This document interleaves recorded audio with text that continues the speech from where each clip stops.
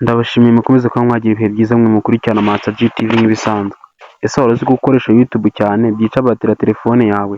Ndaba iyi video ukayirangiza, uraba uzi neza ko warinda telefone yawe kuba yakwangirizwa na YouTube, ndetse na batiri yawe ikaba yarambya bitewe n'uko ukoresha YouTube cyane inshuro nyinshi. Nuba ukoresha kubera ko abantu benshi dukoresha urubuga rwa YouTube cyane, ibi ngibi byica batiri ya telefone zacu, bigatuma zitari zita cyangwa se ngo zibe zagumana umuriro. Uzakora iki mu gihe ukoresha YouTube cyane? YouTube ni umuyoboro w'ishakiro ry'ibintu byinshi bigiye bitandukanye, ariko kubera ko tugenda tuyikoresha cyane, niyo mpamvu batiri z'amatelefone yacu cyane cyane zikunze kwangirika cyangwa se ugasanga zitabika umuriro kubera ikibazo cya YouTube.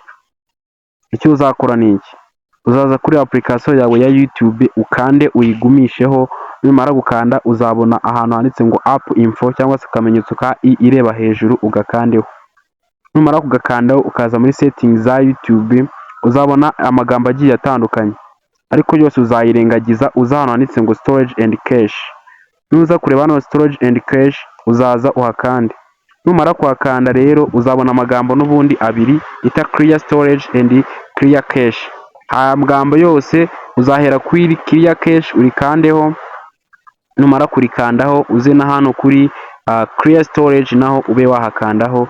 Numara kuhakanda rero ndakubwiza ukuri ko uzaba ugabanyije kuba YouTube yakwica batiri ya telefone yawe, bitewe n'uko arirwo rubuga nkoranyambaga rwa kabiri dukoresha cyane, dukunda gukoresha cyane dushakisha ibintu cyangwa se tureberaho amavideo. Niba wakurikiranye video ndabizi neza ko ugiye umenye neza uburyo warinda telefone yawe kuba yakwicwa na YouTube, bitewe n'uko YouTube ariyo dukunda gukoresha cyane mu matelefone yacu. Ndabashimiye, mukomeze kuba mwagira ibihe byiza aho muri hose.